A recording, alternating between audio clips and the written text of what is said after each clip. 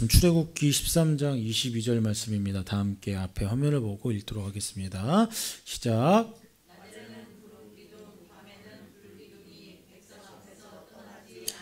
다시 한번 읽습니다. 시작.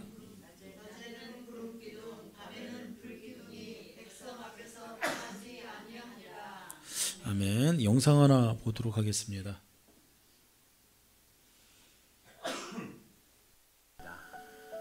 1620년 영국 청교도인 백이명은 영국 국교도의 핍박을 피해 신앙의 자유를 찾아서 메이플라워호를 타고 떠나게 됩니다. 1620년 11월 중순 약 2달간의 항해 끝에 신대륙에 도착하게 되었는데요. 낯선 환경과 추운 날씨로 인하여 봄을 맞기 전까지 절반에 가까운 사람들이 죽게 됩니다. 이런 힘든 상황 속에서 원주민의 도움을 받아 봄에 경작을 하게 되고 가을에 곡식을 수확하게 됩니다. 이때 청교도인들은 하나님께 감사하는 의미를 담아 3일 동안 축제를 벌였고 이것이 추수감사절의 기원이 되었습니다. 400년이 흐른 지금 우리의 추수감사절에는 어떤 의미가 담겨 있습니까?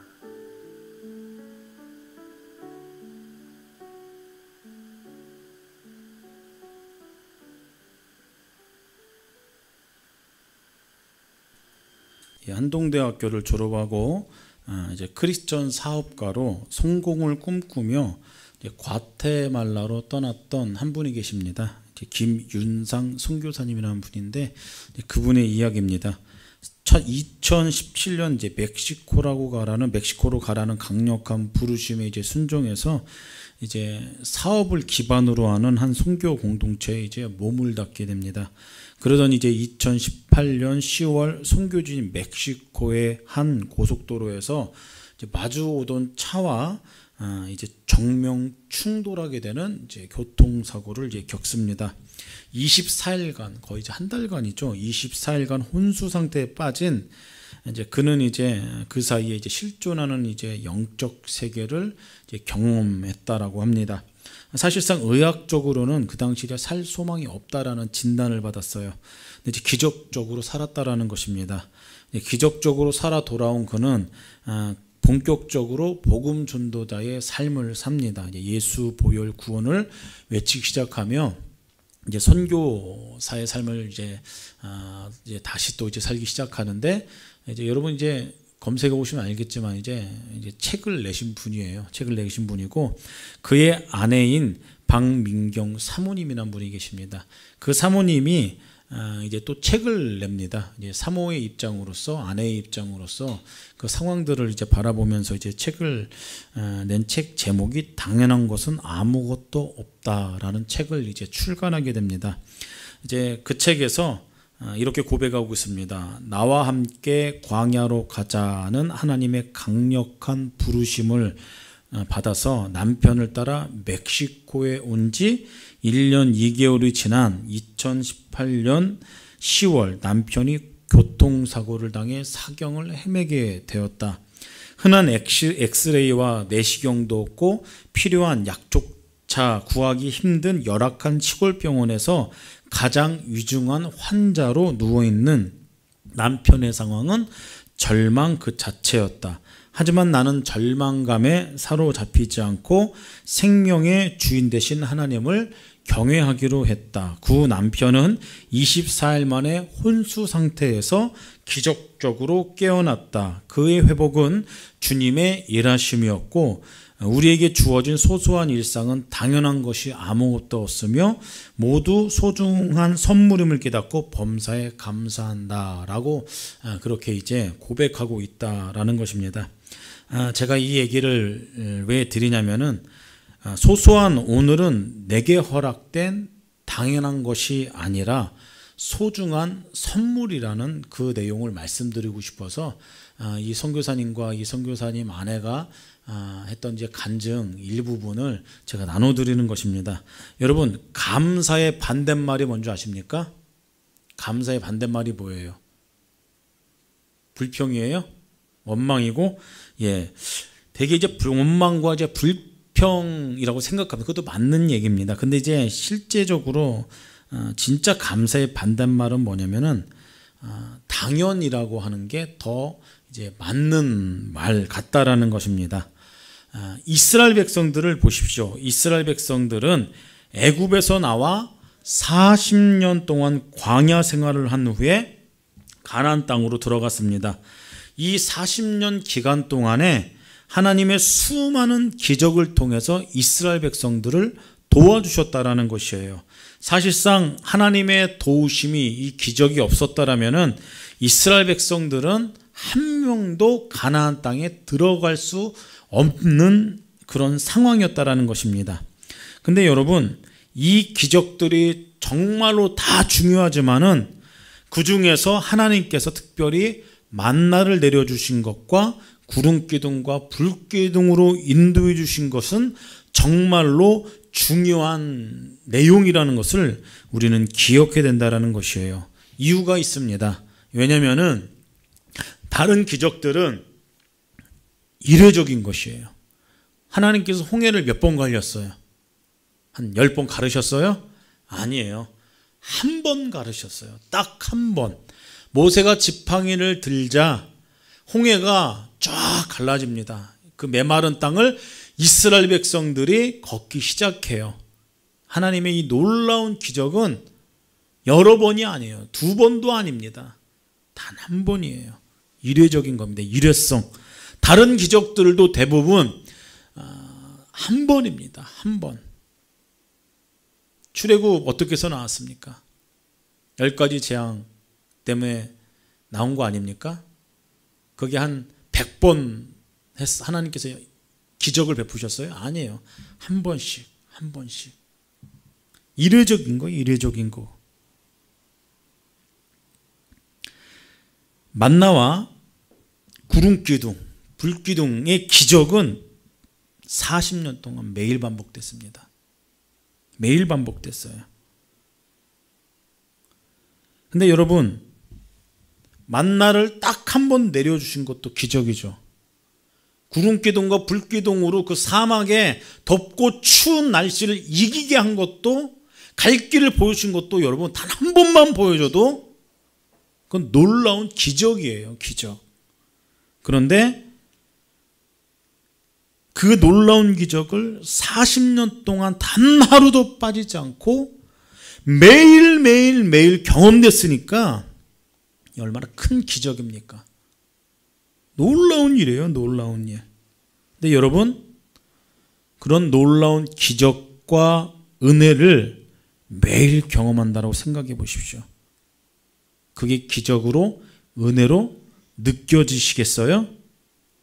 근데 여러분, 재미난 거는 기적과 은혜가 매일같이 일어나면은 그 기적이 아니라 당연한 것이라고 생각해요. 당연한 일로 인지하게 된다는 것입니다. 은혜도 매일 받으면은 여러분, 은혜로 생각되지 않는다라는 것이에요. 사람이 그렇게 참 무지해요. 단순하고. 어떤 분이 회사를 운영합니다. 회사를 운영하는데 마음이 좀 좋으신 분 같았어요. 하나의 이제 흑자가 많이 나서, 흑자가 나면 어떻게 해요? 기분 좋잖아요. 근데 그걸 자기가 다 갖는 게 아니라 이제 직원들을 위해서 썼습니다. 특별 상여금을, 보너스를 줬다라는 것이에요. 그러면서 금년에 흑자가 많이 나서 이제 보너스를 주지만은 이익이 적자가 나거나 회사가 어려워지면은 줄 수가 없는 상황이다라고 직원들한테 그렇게 알려줬습니다. 그 다음에도 이제 흑자가 났어요. 보너스를 줬습니다. 근데 그 다음에는 좀 적게 났어요, 이익이. 그래도 직원들을 생각해서 매해 했던 것처럼 특별 상여금을 줬다라고 합니다. 그렇게 몇 년 동안 특별 상여금을 주기 시작했어요. 그러다가 힘들어도 줬는데, 그러다가 진짜 회사가 어려워져서 직원들한테 회사 상황을 잘 설명하고 그 해는 상여금을 주지 않았다라고 합니다. 그랬더니 직원들이 원망하느라, 이게 뭐냐 이거, 막 원망하고 저기서 막 여기저기서 막 그런 소리들이, 불평들이 들렸다라는 거. 왜 그런 것이에요, 여러분? 특별 상여금을 처음 받을 때는 직원들이 어떻게 했겠어요? 와, 우리 회사 사장님 멋지다, 멋쟁이다. 그렇게 다 얘기했겠죠. 정말로 감사했겠죠. 고마워했겠죠. 근데 그게 몇 년 동안 그렇게 지속되니까 특별한 거예요. 그거는요. 안 줘도 되는 겁니다. 회사 측에서는. 그런데 당연한 것이라고 생각하게 된다는 것이에요. 회사가 어려우면 안 줄 수도 있는 건 아니겠습니까? 그런데 안 주니까 오히려 더 원망하고 불평했다라는 것이에요. 이스라엘 백성들이 그랬다라는 것입니다. 이스라엘 백성들이 어떻게 했어요? 40년 동안 구름기둥과 불기둥으로 하나님께서 그들이 지치지 않도록 인도해 주셨어요. 떠날 때면 구름이 떠올라서 움직였습니다. 진을침의 장소에 도달하면 구름이 멈췄어요, 여러분. 하나님의 놀라운 은혜 아닙니까? 민수기 9장 17절이에요. 구름이 성막에 떠오를 때는 이스라엘 자손이 곧 행진하였고 구름이 머무는 곳에 이스라엘 자손이 진을 쳤다라고 그렇게 기록하고 있습니다. 여러분, 이렇게 40년 동안 하나님의 놀라운 인도하심을 받았다라면 이스라엘 백성들이 어떻게 생각했겠어요? 그 사막에 먹을 것이 어디 있겠어요? 아침마다 만나가 내려요. 매일같이 만나를 먹습니다. 매일같이. 기적이죠, 기적. 이스라엘 백성들이 먹다가 은혜 아닙니까? 기적 아닙니까? 이게 당연한 거로 생각되니까 나중에 막 난리도 아니에요. 불평과 불만이. 옛날에 애굽 때가 생각난다. 왜 우리를 여기로 이끌어내서 자꾸 옛날 생각나게 하느냐. 애굽에는 부추도 있고 참외도 있고 고기도 있는데 그게 생각난다. 이스라엘 백성들이 그랬다라는 것이에요. 하나님의 놀라운 기적을, 이 인도하심을 당연한 것으로 생각했기 때문에 그렇게 반응한 것입니다. 여러분, 인도하심을 당연한 것으로 생각할 때 크게 문제가 두 가지 발생해요. 하나님은 첫 번째는 하나님의 그 인도하심에 대해서, 그 은혜에 대해서 감사가 메마르기 시작합니다. 처음에는 감사하죠. 대단하다. 당연한 거라고 생각하는 순간부터 감사가 떠납니다. 두 번째는 그 은혜를 잊기 위해서, 인도하심을 잊기 위해서 기도하지 않는다라는 것입니다. 이스라엘 백성들은 이것을 놓친 부류예요. 근데 모세는 그렇게 하지 않았어요. 모세는 굉장히 본이 되는 모습을 보여줬다라는 것입니다. 그것은 하나님의 인도하심과 보호를 위해서 늘 하나님 앞에 머물렀다라는 것이에요. 기도했다라는 것입니다. 항상 하나님의 구름기둥이 인도해 주는 대로 모세는 출발할 때마다 기도하고 도착할 때마다 기도하는 모습이 성경에 기록되어 있다는 것입니다. 그러니까 무슨 얘기예요? 모세는 이 하나님의 구름기둥의 이 인도하심을 당연한 것으로 생각한 것이 아니라 늘 변하지 않게 하나님의 역사하심이다.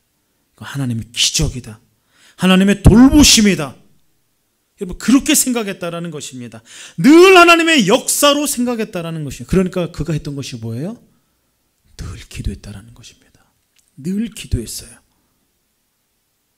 특히 모세가 출발할 때와 멈출 때 기도한 것은 우리 일상에 적용한다라면은 말씀으로 하루를 시작하고 기도로 하루를 시작하고 또 하루를 마무리할 때도 잠들기 전에 기도로 마무리하고 말씀으로 마무리하는 그런 모습과 똑같다라는 것입니다. 비슷하다라는 것이에요. 하나님께서 우리에게 매일의 새로운 아침을 주십니다. 저만 주세요? 저만 매일 새로운 아침을 맞이합니까? 여러분들도 다 똑같이 새로운 아침을 맞이해요. 눈을 뜹니다. 왜 눈을 떠요? 건강하기 때문에 눈을 뜬 거예요. 그리고 움직이죠. 하루를 바쁘게 또 살아갑니다. 왜요? 하나님께서 우리에게 허락해 주신 것이기 때문이에요. 매일이라는 것을 허락해 주셨고 우리에게 건강이라는 것을 허락해 주셨어요. 우리는 어떻게 해야 돼요? 이거 당연한 거다. 그렇게 생각하셔야 돼요? 아니에요. 하나님께서 또 새로운 하루를 우리에게 주셨구나. 당연한 거예요, 아니에요? 당연한 것처럼 생각할 수 있는데 당연한 게 아니라는 것입니다. 내게 하나님께서 주신 기적이요 은혜라는 것이에요. 하나님께서 또 오늘 내게 새롭게 허락해 주시는 은혜와 축복으로 우리가 생각을 하고 인정을 하고 하루를 그렇게 시작하셔야 된다는 겁니다. 우리는 인생을 여정이라고 그렇게 표현합니다. 그렇게 불러요. 이 인생의 여정에서 필요한 게 뭐냐면은 절대적인 하나님의 도우심이요 하나님의 인도하심이 필요한 인생이 하나님의 백성들이 고백해야 될 내용이라는 것입니다. 하나님의 은혜가 단 하루라도 없으면 우리는 못 사는 존재예요. 그렇지 않습니까? 실제로 하나님의 그 은혜가 필요합니다. 그 하나님의 은혜가 우리를 인도하고 우리 가정을 지키고 우리 자녀들을 인도한다라는 것이에요. 항상 인도하고 항상 도움의 손길을 펼쳐주시는 분이 우리 하나님이십니다. 근데 우리가 이 은혜를 당연한 것으로 생각하고 감사하지도 않고 기도하지 않는다라면은 여러분 이건 문제가 된다라는 것이에요.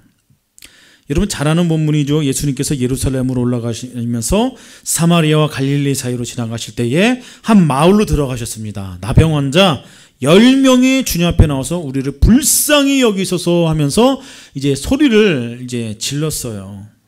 예수님께서 제사장에게 내 몸을 보여라 이렇게 이야기합니다. 병이 나섰어요, 안 나섰어요? 예? 지금 이 순간 예수님께서 말씀한 이 순간에 병이 안 났어요. 병이 안 난 상황에서 제사장에게 보여라. 제사장에서 보이라는 건 뭐예요? 몸이 깨끗해졌을 때 가서 보이고 확증받고 가족한테 돌아가라 그 소리예요. 근데 몸이 낫지도 않았는데 제사장한테로 가라. 근데 이 사람들이 순종합니다. 근데 그렇게 하니까 가는 도중에 나서요. 기적이죠. 근데 그 중에 유대인 9은 떠나요. 사마리아 한 사람만 예수님 앞에 나와서 주님 감사합니다. 그렇게 고백했다라는 것이에요. 근데 예수님께서 그때 하시는 한 말씀이 있습니다. 그게 뭐예요? 어딨냐? 나머지 어딨냐? 무슨 얘기예요? 감사의 고백을 내가 듣고 싶은데 다른 9은 어디 가느냐? 사마리아인인 너만 감사를 표현하는구나. 주님께서 하신 말씀이에요. 주님께서 하신 말씀. 주님께서는 당신의 백성들에게 은혜를 베푸신 당신의 백성들에게 감사의 고백을 듣고 싶다라는 것이에요. 듣고 싶다. 사랑하는 성도 여러분, 우리에게 주어진 은혜들은 차고 넘칩니다. 그렇지 않습니까? 하루하루 살 때마다 또 지금 이제 2달 남았죠. 2024년이 올 한 해 동안 베풀으신 은혜가 분명히 있습니다. 근데 그것을 당연한 것으로 여기지 마시고 하나님 앞에 가지고 나와 감사의 고백을 드리며 하나님의 인도하심에 감사하며 그것을 간구하며 기도하는 인생 되셨으면 좋겠습니다. 감사의 우물에 감사가 고갈되어 있지는 않으시지요. 감사의 물에서 감사의 고백이 차고 넘치는 저 여러분 되기를 소망합니다. 당연히 여기는 것, 이기심, 교만, 욕심, 비교의식, 부정적인 생각, 염려, 믿지 못하는 것, 이런 것들이 감사의 고백을 막는다라는 것이에요. 당연한 것으로 인해서 우리가 그렇게 생각하고 하나님 앞에 감사하지 못하는 이유가 있다라는 것입니다. 오늘 추수감사주일입니다. 한 해 동안 하나님께 베푸신 은혜를 기억하면서 감사의 고백을 하는 시간 되시면 좋겠습니다. 영상 하나 보고 기도하는 시간 갖도록 할게요. 어렵게 모셨습니다. 이지선 자매입니다.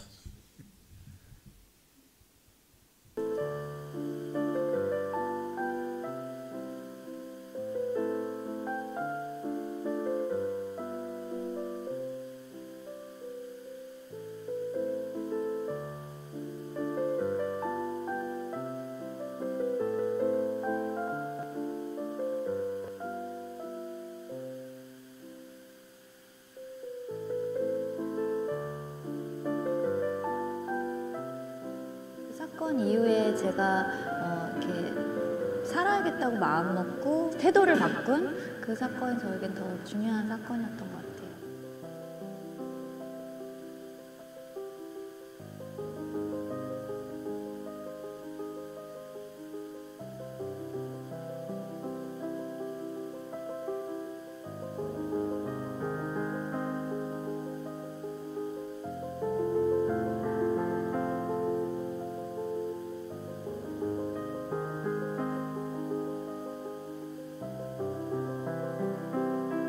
꾸고 있다고 생각했어요. 되게 계속 깨지 않는 악몽 같은 거를 꾸고 있나 뭐 이런 생각도 했었고